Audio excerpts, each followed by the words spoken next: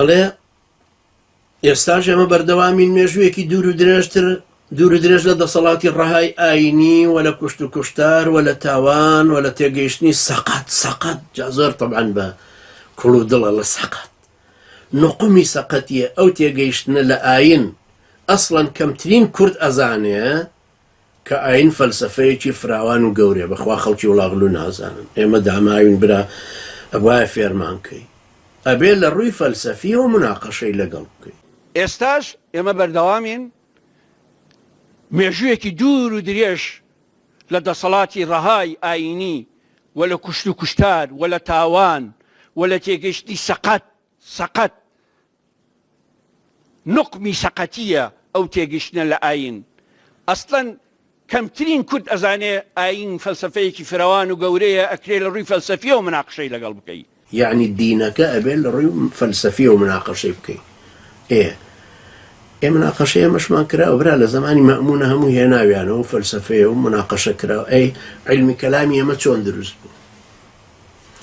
يعني أو أدلاني كهان مثلا بيوترى البراهين لعلم الكلام، براهين التكوين، براهين الإيجاد، براهين النظم، أم براهيناني كأشاعرة هم باسيان ليو كردو، معتزلة لناحية عقلية وباسيان ليو كردو، برامبر بفلسفي هين راوي يغرق الرومانة. استشهر مناظرة كان ما برامبر بجنابي شد أمايا كتشجيع مكردي لوي جرأة تدبيبه بلان كتاب أو دو كتابي شيخ بوطي رحمة خالي بخوينيتو نقض المادية الجدلية لقل كبرى اليقينيات الكوني. انجا الله يبي بفلسفة مناقشة يبكي لقل دينيك إما تمنعتك مانية جناب بزانستي كي بفلسفة كي هرشان يعني فلسفة دوري يستاون دا قوري نماوة چونك استا زانست كاتو تبيشوا اوي بيشوي رد كردو فلسفة كان جنابي شد زاني رنگا بزاني دڵنیاش نیم کە ئەزانی چکە زۆرەوە قاڵ و قوڵنەوەی تۆتیایە.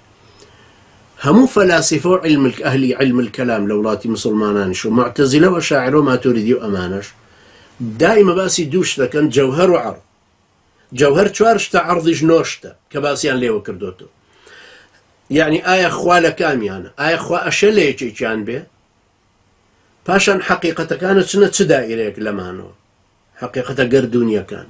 ئەو مناظرەیەکی کۆن و قسەیەکی کۆن و لە داڕشتنێکی مەنتەقیە ئەمانە هەیە. بەڵام ئێستا ئەوانە خۆ نەماون، فەلسەفەش نەماوە. ئێستا منیش و جەنابیشت و خەڵکانێکی تریش ئەڵێن ژیان یا مادەیە وزەیە، خۆر مادەیە کە حرەکەت دەکا ڕۆژانە بڵێن 200,000 کیلۆغرامی لێ بێتەوە، ئەبێ بە تیشک، ئەبێ بە گەرمە، ئەبێ بە دەنگ.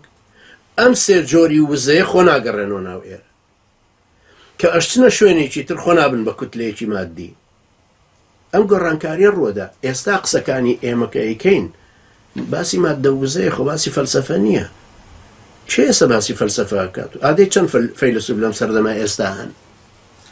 ئەوش کە باسییانەکەی تۆ 200-300 ساڵێ مەسەرا تێپەڕوو. هیچ فەلسەفەیەک نییە، هیچ فەلسەفەیەک کە 50 ساڵ 100 ساڵی توول کێشاوێ.